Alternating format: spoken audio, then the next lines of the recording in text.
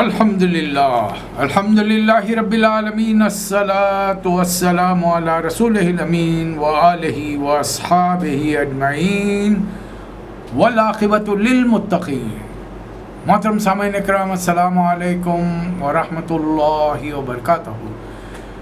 اعوذ باللہ من الشیطان الرجیم، بسم اللہ الرحمن الرحیم۔ لقد کان لسبع فی مسکنہم آیہ جنتان عن یمین و شمال کلوا من رزق ربکم واشکروا لہ بلدۃ طیبۃ ورب غفور فأعرضوا فأرسلنا علیہم سیل العرم وبدلناہم بجنتیہم جنتین ذوات اکل خمط وعسل من شیء من سدر قلیل ذلک جزیناہم بما کفروا وَهَلْ نُجْزَىٰ إِلَّا الْكَفُورُ۔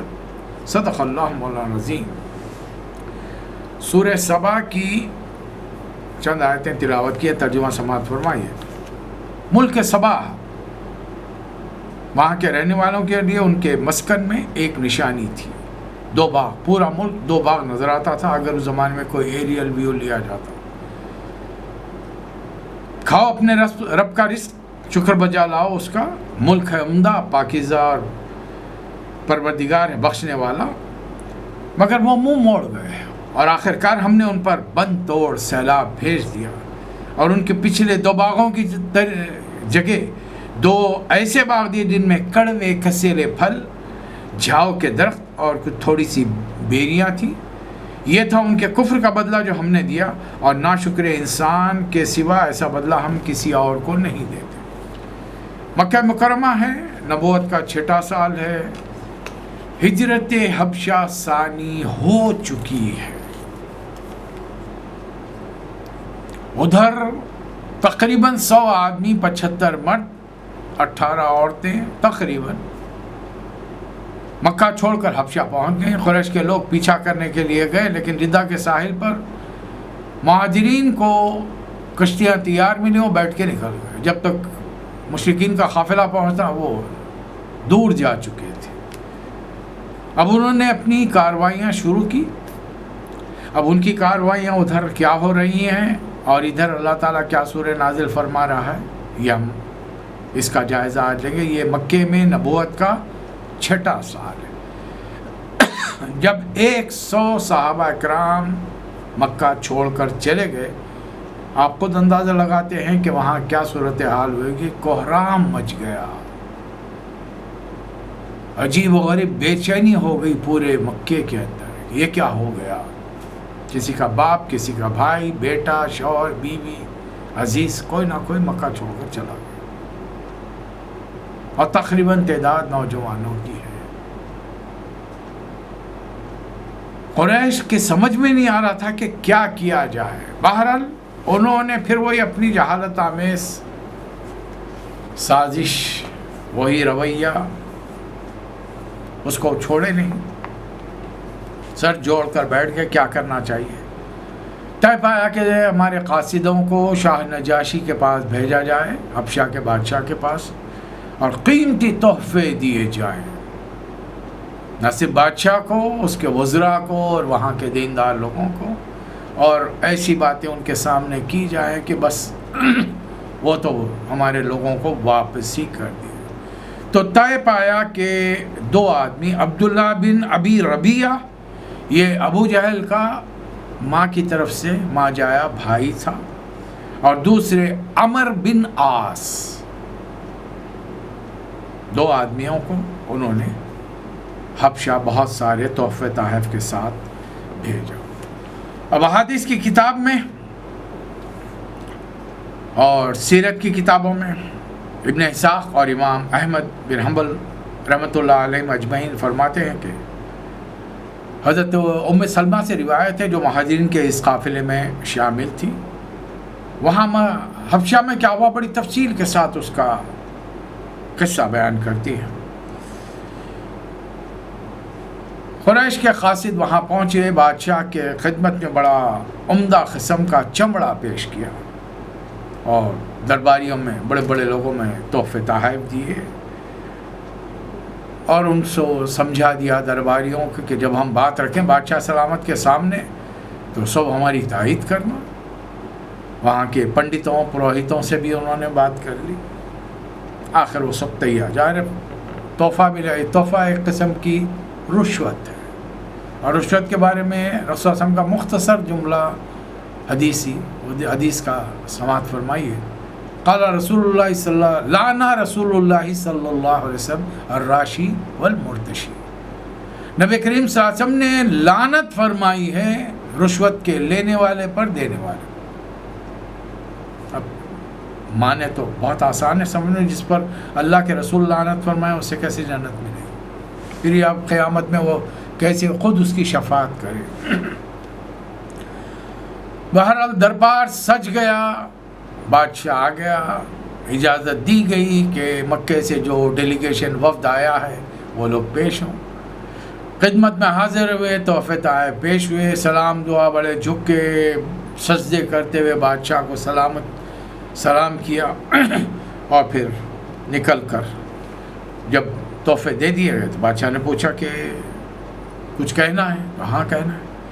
ہمارے شہر کے کچھ نادان لڑکے, دیکھیے نوجوان تھے اس لیے انہوں نے لڑکوں کا استعمال کیا ہے, بھاگ کر آپ کے ملک میں آ گئے ہیں. نہ اپنے باپ دادا کے عقیدے پر قائم ہیں, نہ آپ کے طریقے کو اختیار کیا ہے, ایک نئی چیز کی ایجاد کی ہے انہوں نے, اور ہم اس لیے آئے ہیں کہ آپ انہیں ہمارے حوالہ کر دیں تاکہ ہم انہیں لے جا کر پھر سے اپنے دین میں, آبائی دین میں شامل کریں. جیسے ہی ان لوگوں نے یہ جملے کہے پورے دربار ہر طرف سے بولنے لگے کہ ایسے لوگوں کو ضرور واپس کر دینا چاہیے. لیکن دیکھیے اللہ تعالیٰ کی تدبیریں کچھ اور تھی. بادشاہ ایک دم بگڑ گیا. وہ بادشاہ کے ساتھ بھی مسئلہ تھا اس کے تخت ملنے کا. اس کے اپنے لوگوں نے سازشیں کی تھی, اللہ کی کرنی یہ تھی کہ آخرکار سلطنت اسے مل گئی. تو ظاہر ہے ایک آدمی جو اپنے بل بوتے پر سلطنت میں آیا ہو, اللہ کی مدد تو باہر ہے, بیک گراؤنڈ ہے, لیکن اسے احساس تھا کہ میری مدد اللہ نے کی, تو وہ بگڑ گیا. میں تمہارے کہنے سے ان لوگوں کو واپس نہیں کروں گا, بلکہ جن لوگوں نے مجھ پر بھروسہ کیا ہے, اعتماد کیا ہے, میرے ملک میں آئے ہیں, میں اس طریقے سے نہیں کروں گا, میں ان سے بات کرنا چاہتا ہوں. پیغام بھیجا گیا, مہاجرین کے نام پر پیغام بھیجا گیا کہ اب کیا کیا جائے. آئیے بادشاہ سلامت بات کرنا چاہے. تمام مہاجرین جمع ہو گئے.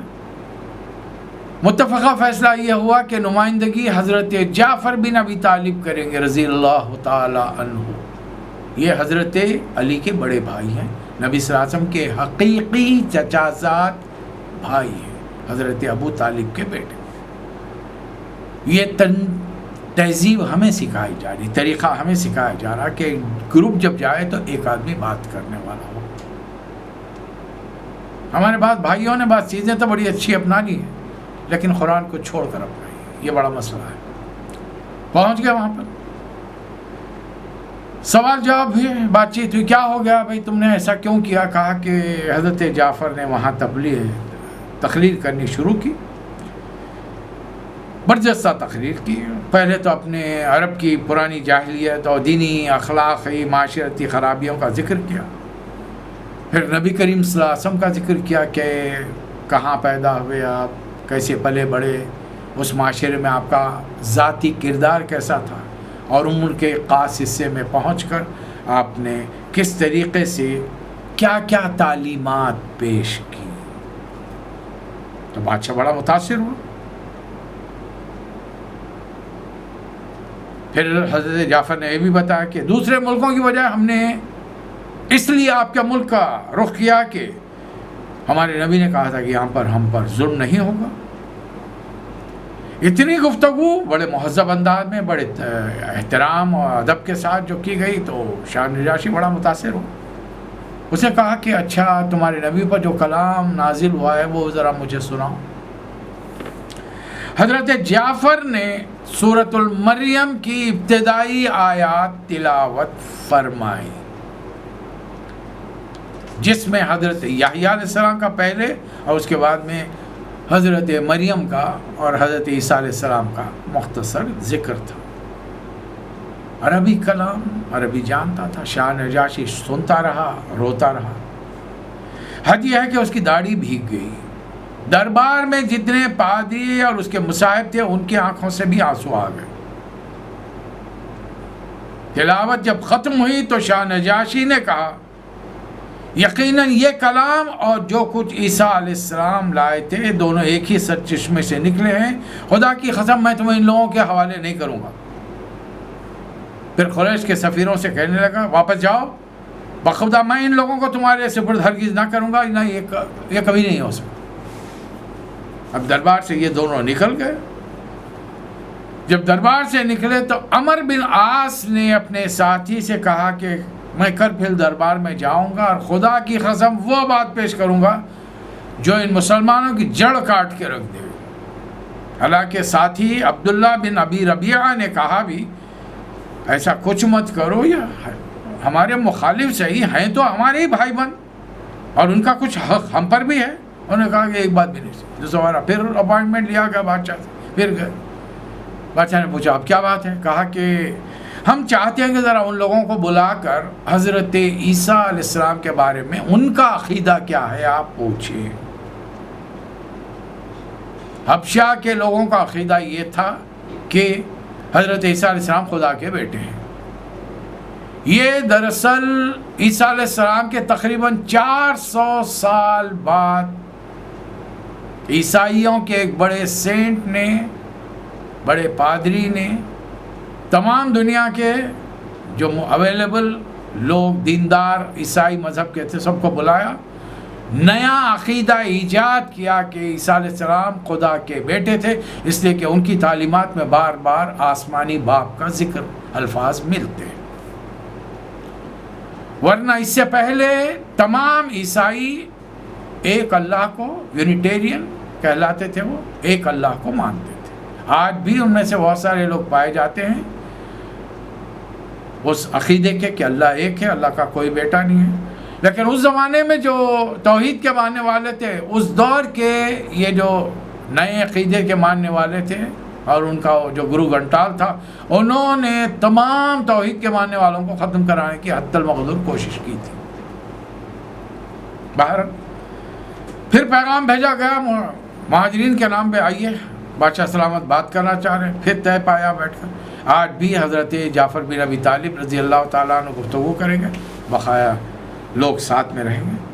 اب جہاں وہاں پہنچے تو سوال کیا گیا کہ بھئی حضرت عیسیٰ علیہ السلام کے بارے میں آپ کا کیا عقیدہ ہے. اسی لیے میں نے سورہ مریم کو 6 سال کے شروع میں پیش کر دیا تھا تاکہ صحابہ کرام بار بار پڑھیں، یاد کر لیں، عقیدہ ذہن نشین ہو جائے کہ یہ کنواری مریم پر اللہ کے حکم سے القاء کیا ہوا ایک کلمہ تھا جو بغیر باپ کے اس دنیا میں وجود میں آئے. اور اس میں حیرانی کی بات اس لیے نہیں ہے کہ جب دنیا کا پہلا انسان آدم علیہ السلام بغیر باپ اور ماں کے دنیا میں آ سکتے ہیں تو اللہ تعالیٰ دوسرے بندے کو بغیر باپ کے کیوں نہیں بھیج سکتا. شاہ نجاشی کے سوال کرنے پر حضرت جعفر نے فرمایا ہوا عبداللہ و رسولہ و روحہ و کلمتہ القاہا الی مریم العذراء البتول. وہ اللہ کے بندے تھے، رسول ہیں، اور اس کی طرف سے ایک روح اور ایک کلمہ ہے جسے اللہ نے کنواری مریم پر القاء کیا تھا. یہ جملہ سننا تھا کہ شاہ نجاشی نے زمین سے ایک تنکا اٹھایا اور کہا کہ خدا کی قسم جو کچھ تم نے کہا تھا عیسیٰ اس تنکے کے برابر بھی زیادہ نہیں تھے. اب وہ دربار کے جو نام نہاد پنڈت پروہت تھے، پادری، اور پھنکارنے لگے، غصے کا اظہار کرنے لگے. لیکن شاہ نجاشی نے مخاطب ہو کر کہا کہ ہی ہے، خواہ تم کتنا ہی پھنکارو. پھر مہاجرین سے کہا کہ جاؤ میری سرزمین میں امن سے رہو، جو تمہیں برا کہے گا اس پر. اس نے صحابہ اکرام کو جو باہر سے آئے تھے، مقامی لوگوں نے ڈانٹ کرتے تھے، طنز کرتے تھے، الٹے سیدھے ناموں سے پکارتے تھے. شاہ نجاشی نے حکم جاری فرمایا کہ کوئی نے کوئی برا بھلا کہے گا تو پینالٹی ہوگی، پولیس پکڑ کے جائے، قابل گرفت جرم ہوگا اس کا. پھر فرمایا، کہنے لگا کہ اگر مجھے سونے کا پہاڑ بھی ملے تو اس کے واسطے میں تمہیں ستانا پسند نہ کروں گا. اور دونوں سفیروں کے بارے میں حکم دیا کہ جو جو تحفے یہ لے کر آئے ہیں انہیں واپس کر دو، مجھے ان کی کوئی ضرورت نہیں ہے. اللہ نے جب مجھے میرا ملک واپس دلوایا تھا تو مجھ سے کوئی رشوت نہیں لی تھی، میں اللہ کے معاملے میں کوئی رشوت نہیں لوں. یہ رہا واقعہ حبشہ کا. اور ادھر اللہ تعالیٰ مکے میں حضور اکرم صلی اللہ علیہ وسلم پر ایک جلالی قسم کا سورہ نازل کر رہا ہے. آیات کا اندازہ لگا لیا آپ نے. ایک قوم تھی، بڑے مزے میں تھی. اس دور میں یہ ملک اگر ایریل ویو لیا جاتا تو ایسا معلوم ہوتا کہ دو بہت بڑے باغ، پورے ملک میں باغ پھیلے ہوئے، دو بڑا باغ، بیچ میں نہروں کا نہری نظام تھا. دراصل انہوں نے ملک کے اوپری حصے میں، جو ملک ڈھلوان کی شکل میں تھا، اوپری حصے میں ایک بہت بڑا بند ڈیم تیار کیا تھا. بارش کا پانی جمع ہو جاتا، سال بھر پانی اویلیبل رہتا تھا. لوگوں کے پاس مال و دولت کا حال یہ تھا کہ وہ کھانے پکانے کے لیے سندل کی لکڑی استعمال کرتے تھے، سونے چاندی کے برتن استعمال کرتے.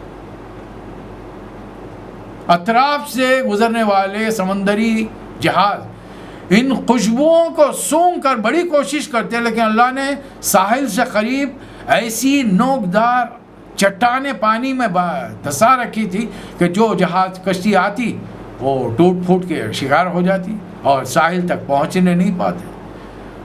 اور اس علاقے میں نیویگیشن، جہاز رانی، کشتیاں چلانے کا فن صرف مقامی لوگ جانتے تھے، اس لیے کوئی باہر والا اس پر قبضہ نہیں کر سکتا. تو بڑے لمبے عرصے تک یہ بڑے پرسکون رہے، لیکن ان لوگوں نے شیطانیاں شروع کر دی. ہر قوم شروع میں ٹھیک ٹھاک رہتی ہے، بعد میں جب بگڑتی ہے تو اس کے حالات خراب ہو جاتے ہیں.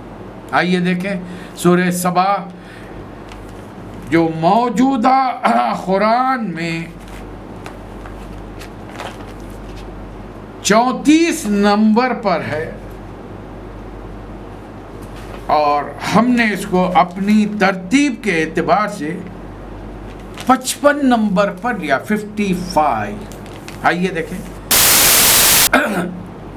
قرآن مجید کا انداز یہ ہے کہ کوئی اہم بات کہنے سے پہلے حمد و ثنا خود بیان فرماتا. الحمدللہ الذی لہ ما فی السماوات و ما فی الارض ولہ الحمد فی الآخرہ وہو الحکیم الخبیر. آسمانوں میں، زمین میں، ہر چیز کا مالک، اسی لیے آخرت میں، دنیا میں بھی آخرت میں بھی اسی کے لیے تعریف ہے. بڑا حکمت والا، ہر چیز سے باخبر ہے. جو زمین سے نکلتا ہے اور جو زمین میں داخل ہوتا ہے، جو آسمان میں چڑھتا ہے اور آسمان سے حکم اترتا ہے، سب اللہ جاتا ہے. وہ الرحیم الغفور. لیکن یہ ایسی عظیم ہستی کے بارے میں کافر کہتے ہیں، قال الذین کفروا لا تأتینا قیامت کی گھڑی کب آئے گی بھائی؟ ہر نبی آتے رہا، ڈراتے رہا، قیامت تو نہیں ہے. اے نبی صلی اللہ علیہ وسلم، یہ مکے والے آپ کو صادق کہتے ہیں، اس لیے آپ کی بات پر یقین کریں گے. آپ اب قسم کھا کر کہیے، قل بلا وربی لتاتینکم عالم الغیب. میرے رب کی قسم ہے وہ یہ بات ہو کر رہے گی، لیکن اس کا علم صرف خدا کے پاس ہے، ہمارے ہاں نہیں. زمین و آسمان کا کوئی ذرہ، چھوٹے سے چھوٹا، بڑے سے بڑا ایسا نہیں ہے جو اس کے پاس ایک کتاب میں لکھا ہوا نہیں ہے. اس لیے جو ایمان لا کر نیک عمل کریں گے ان کا بھرپور انعام ملے گا، وہ مغفرت ہے، رزق کریم ہے. اور جو اللہ کے رسولوں اور کتابوں کی مخالفت کرنے والے ہیں، عذاب من رجس علیم، دردناک انہیں عذاب دیا جائے گا. اے نبی صلی اللہ علیہ وسلم، علم رکھنے والے بخوبی جانتے ہیں کہ جو کچھ آپ کے رب کی طرف سے آپ پر نازل کیا ہے سراسر حق ہے اور سیدھا راستہ بتانے والی چیز ہے. لیکن مکے کے لوگ یا مشرکین کہتے ہیں لوگوں سے، ارے بھائی کیا تمہیں ہم بتائیں ایک ایسے آدمی کے بارے میں جو خبر دیتا ہے کہ مرنے کے بعد جب تمہارا ذرہ بکھر جائے گا، ہڈیاں پنجر بن جائیں گی اور گھل جائیں گی، بوسیدہ ہو جائیں گی، تم نئے سرے سے پیدا کیے جاؤ گے. نہ معلوم یہ شخص نعوذ باللہ خدا کے نام پہ جھوٹ کرتا ہے یا ایسے جنون دیوانگی لاکھ، نعوذ باللہ. اللہ اس کے جواب میں سادگی سے جملہ فرما نہیں. اصل بات یہ ہے کہ آخرت کے منکر ہیں. دنیا میں جو برے کام کیے ہیں توبہ کرنا نہیں چاہتے، پلٹنا نہیں چاہتے، اور ان گناہوں کے ساتھ جائیں گے تو معلوم ہوا کہ اللہ پکڑ کرے گا. اس لیے بہتر طریقہ یہ ہے کہ آخرت کا انکار کر دو. آپ کا کیا خیال ہے؟ صرف انکار کر دینے پر وہ چیز. چلیے میں ایسے لوگوں سے جب ڈیبیٹ کرتا ہوں، بات چیت کرتا ہوں، تو ان سے کہتا ہوں کہ چلو بھائی میں مان لیا، 99% میں تمہاری بات کو مانتا ہوں کہ قیامت نہیں ہوگی، چلو آؤ مزے کریں، تم بھی کرو میں بھی کرتا ہوں. لیکن 1% میں نے تمہاری بات کو 99% صحیح مانا، اگر تم میری بات کو 1% صحیح مان کر صرف غور کرو، اور اگر قیامت آ گئی پھر تم کیا کرو گے، میں کیا کروں؟ جیسے کہ وہاں سے پلٹنے کا، لوٹنے کا پھر موقع کا there is no chance. اس لیے کہ ہمارے رسول نے صاف صاف فرما دیا مرنے والا اس دنیا میں دوبارہ واپس کبھی نہیں آئے گا. اور آج تک آپ دیکھ چکے ہیں کہ دنیا میں جو جو پیدا ہوا، عقیدے بہت کچھ گھڑ لیے، بہت سارے باہر لوگوں کے بارے میں، وہ بچہ پیدا ہوا، وہ علاقے میں پیدا ہوا، سب ڈھکوسلے ہیں، باتیں ہیں، کوئی حقیقت سے ان کا دور دور تک کوئی تعلق نہیں. یہ 7 جنم ہو گئے وہ، لیکن کوئی وہی اپنے اصل والے نہیں آئے گا. اب تم عقیدے گھڑ لو، اب سانپ ہوا، بچھو ہوا، اب کیسے جا کے پوچھیں گے وہ سانپ سے کہ بازو بٹھا کر کے بھیا اس سے پہلے کے جنم میں تم کیا تھے؟ کیا جواب دے گا؟ اس کی بولی سمجھ میں آئے گی ہماری؟ ہم جو چاہے من گھڑت قصے اپنے بارے میں، اپنے عقیدے بنا کے رکھیں. 1% مان لیجئے کہ قیامت ہو گئی اور کائنات کا وہ سب سے بڑا طاقتور خدا ہم سے، جو ان کے نزدیک مہادیو ہے، ایشور ہے، کیپٹل جی کا گاڈ ہے، آلمائٹی ہے، اگر وہ سامنے بلا کر پوچھ رہے کیا کر کے آئے، از دیر اینی آنسر؟ اگر ایسا ہوگا 1%، ورنہ میں 99% تمہاری بات ماننے تیار.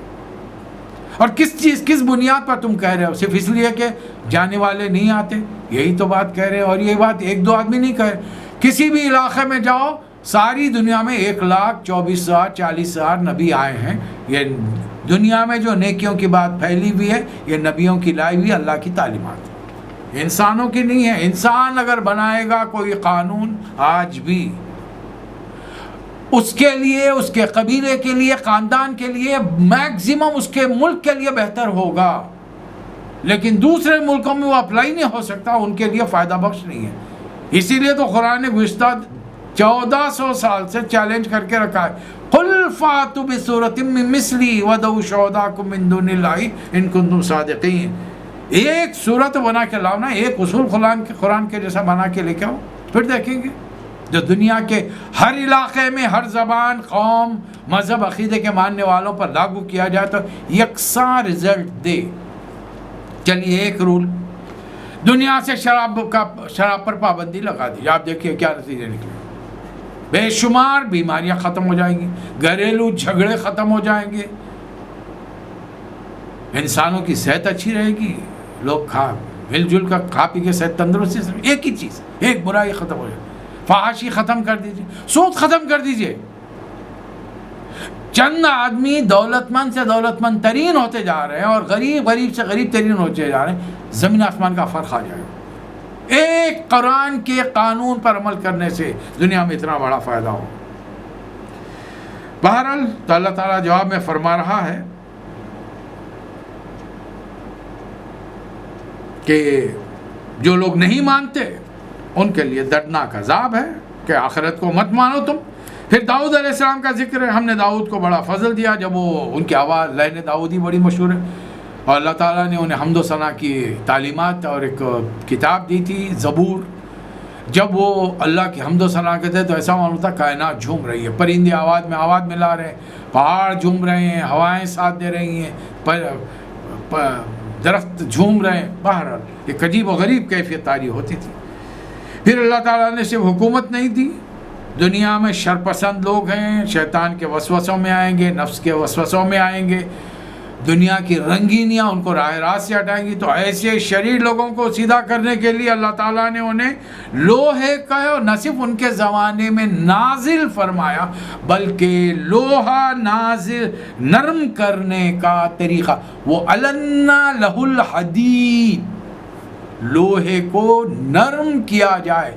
لوہا انتہائی سخت ترین چیز ہے، نرم کیسے کریں گے؟ ہاتھ سے کریں گے؟ معمولی سے آگ پر لوہا گل جائے گا؟ نہیں. کیا فارنہائٹ ہونا چاہیے اس کے لیے؟ یہ فن اللہ تعالیٰ نے حضرت داؤد علیہ السلام کو، پھر ان کے بیٹے کا ذکر ہے حضرت سلیمان علیہ السلام کو، تو جو حکومت دی تو دنیا میں آج تک کسی کو نہیں ملی. ہوا ان کے حکم سے چلتی تھی. 1 مہینہ کا سفر، صبح نکلی جہاز، شام تک منزل پہ پہنچ گئے. شام ادھر سے نکلے ادھر آ گئے. 1 مہینے کا سفر 1 دن میں طے ہوتا تھا. پھر ان کے دور میں اللہ تعالیٰ نے وَأَصَلْنَا لَهُ عَيْنَ الْقِطْرِ چاندی تانبے کا چشمہ بہا دیا، اور جنوں کو ان کے تابع کیا جو ان کے حکم سے بڑی بڑی عمارتیں، اونچی عمارتیں، تصویریں، بڑے بڑے حوض، لگن، بھاری دیگیں، تصاویر وغیرہ وغیرہ بناتے تھے. اب اس میں ایک لفظ آ گیا ہے کہ اس دور کے لوگ تماثیل، تصویریں بناتے تھے. لوگ سمجھ رہے ہیں قرآن میں اللہ نے حکم دیا تصویریں بنا کے. رسول اللہ صلی اللہ علیہ وسلم نے دیکھیے کچھ چیزیں بعض پیغمبروں کے دور میں اللہ نے اجازت دی.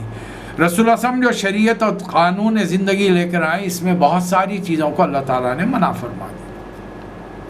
مثلاً آدم علیہ السلام کے زمانے میں ایک بیٹے کی شادی دوسری بیٹی سے ہو سکتی تھی، آج حرام ہے.